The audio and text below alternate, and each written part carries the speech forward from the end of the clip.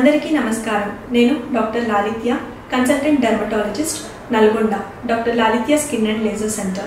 ఈ రోజు మనం తామర గురించి చేయాల్సిన పనులు, చేయకూడని పనులు, ఏం పాటించాలి, ఏం పాటించకూడదు అనేవి తెలుసుకుందాం. తామర అనేది ఒక ఫంగల్ ఇన్ఫెక్షన్. అది తడి ఎక్కడ ఉంటే అక్కడ వచ్చే అవకాశం ఎక్కువగా ఉంటుంది. అంటే చెమట, లేదంటే వర్షాకాలంలో ఎక్కువ తడి బట్టలు ఉన్నప్పుడు, బట్టలు సరిగ్గా ఆరినప్పుడు, ఎండాకాలంలో చెమట వల్ల వస్తుంది.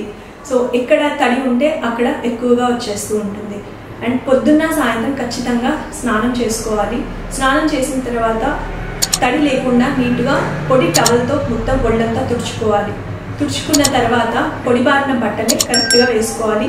ముఖ్యంగా మన వాతావరణానికి కాటన్ బట్టలు అయితే మంచిది. లూజ్ కాటన్ బట్టలు వేసుకుంటే ఇంకా మంచిది. ఇన్నర్స్ ఎప్పుడైనా కానీ 3 నెలలకు ఒకసారి డిస్కార్డ్ చేసేసేయండి.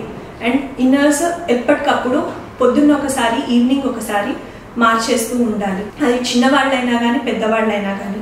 ముఖ్యంగా డ్రైవర్స్, టీచర్స్ వీళ్ళందరూ వేడిలో ఎక్కువ వర్క్ చేస్తూ ఉంటారు.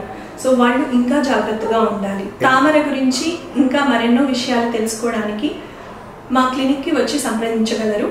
సరైన చికిత్స అందుబాటులో ఉంటుంది.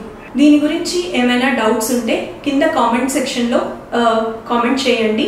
మేము చూసుకొని మీకు రిప్లై ఇస్తాను. Thank you.